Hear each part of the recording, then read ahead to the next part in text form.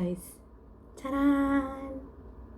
Hello guys! Welcome back to my channel. Kauwi ko lang ng bahay and my alaga in my tummy is already so gutom. So, tara, magluto na tayo. Kasi ito na yung aking lunch and dinner at the same time. Okay? Let's go! Ngayong pandemic, wala mo ng diet-diet. Magra-rice tayo. Guys, pati sa rice, hindi ako nagtatakal. All tansya-nation. Alam niyo na yung tansya-nation, right? Na yung ating rice. So, salang ko muna to and we'll proceed to the next. Ingredients ng ating lulutuin ngayon ay butter, garlic, onion, beef cube,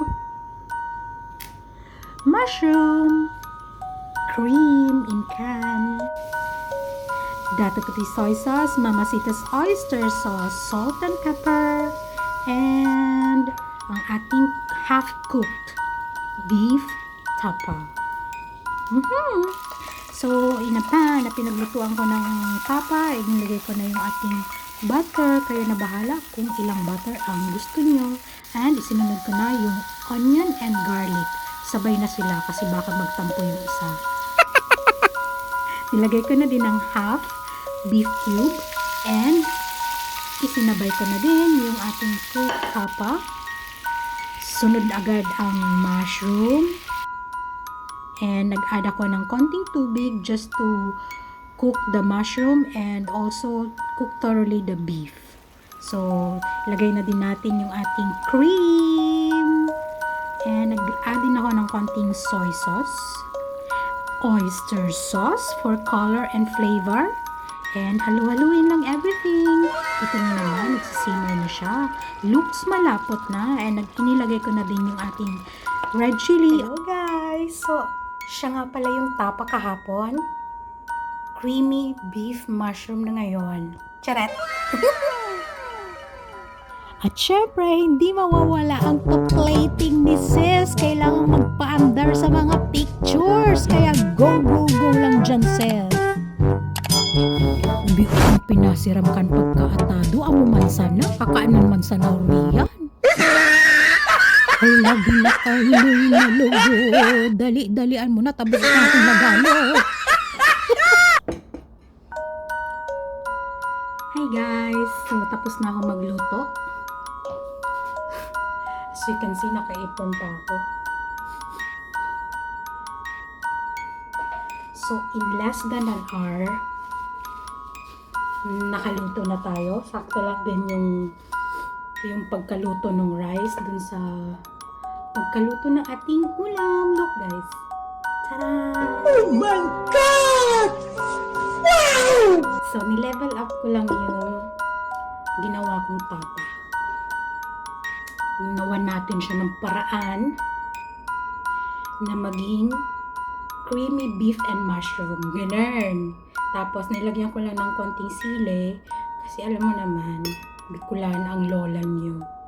So, halos lahat ng pagkain kailangan may sili. What?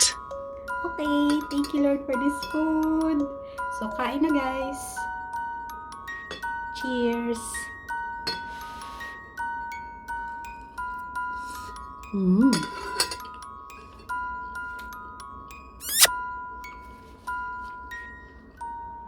Nakachamba na naman tayo guys. Nahiya na ako sa puro chamba.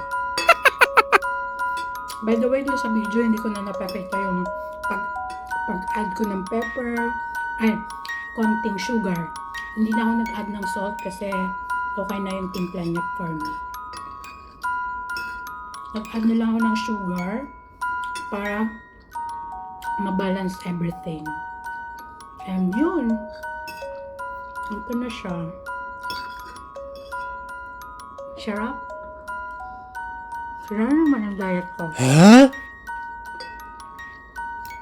So, yung hindi pa nakapanood nung tapa recipe ko, nandyan lang siya. Hanapin nyo na lang, kaka-upload ko lang nun. Siguro yung store-bought, yung mga nabibili sa mga grocery na tapa, I don't think uubra siya kasi masyado siyang masugar yung nandun, di ba? So, pag yung homemade, alam mo yung timpla na gusto mo. Tsaka kung gusto mo siyang i-level up katulad nito, hindi ka na mahihirapan magtimpla, right? Right. Palakpakan naman siya.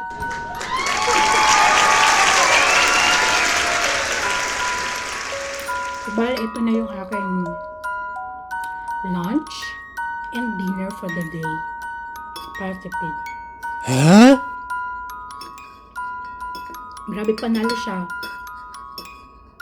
Panalo siya dito sa bagong luto na rice.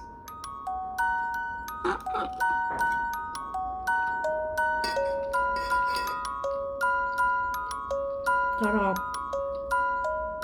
Good job na naman ako, kainis. Alam niyo dito sa abroad, para-paraan lang yan. Yung mga pagkain, pag nasasawa na kayo, gawin niyo ibang luto, di ba? Level up nyo, tawag dyan. Level up, mag-experiment kayo. Kung yung sa tingin nyo, papasok sa sa panlasa nyo, go ahead. Huwag matakot mag-try. Parang pag-ibig lang yan. Try and try, charot. Grabe, ang sarap. Baka sabihin nyo naman, masyadong pinupuri yung sarili ko. Pero masarap talaga, promise.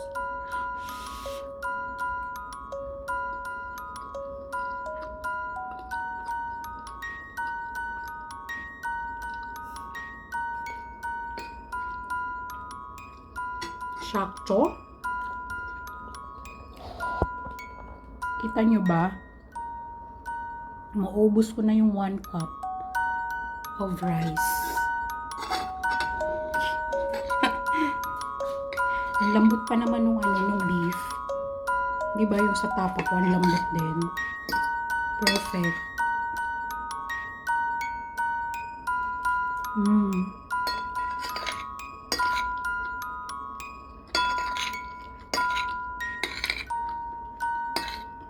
Magsabi ko, sasabihin, lang siram.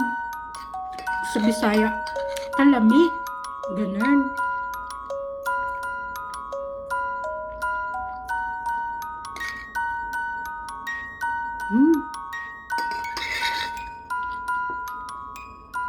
Sarap. Shucks. Panalo na naman yung tsamba natin. Hindi talaga ako pinapahiya ng Tansya Nation.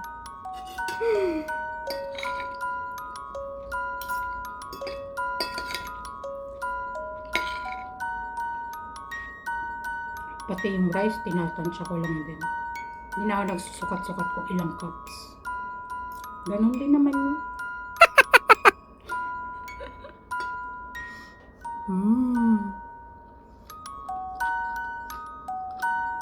By the way, please don't forget to subscribe din sa YouTube ng aking kapatid na bunso, Jealous Kakanin ATBP.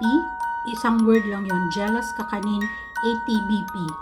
Yon, nagluluto din siya ng mga kung ano-ano doon. Usually mga lutong Bicol, yung mga usual na niluluto namin doon.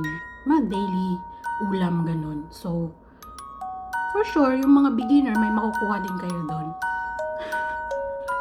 So, mag-subscribe kayo sa kanyang channel.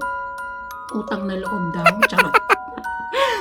And, meron pa yung isa ko pang kapatid, Bicolana Hardinera. B-I-K-O Lana Hardinera. One word lang din yon. Ito naman, as the name says, siya, more on plants naman yung content niya. So, yung mga mahilig sa mga plants, mga plantito, plantita, plant lolo, ayan, mag-subscribe na kayo sa kanyang channel. Thank you so much. And of course, sa channel ko, huwag kalilimutang mag-subscribe. Hello, Maui. 2 words siya. Hello and Maui. M-A-U-I. Sa mga hindi pa nakasubscribe, sa mga nakasubscribe na, steady lang kayo dyan. And thank you so much. Naisip ko na ako, maangang pala yun.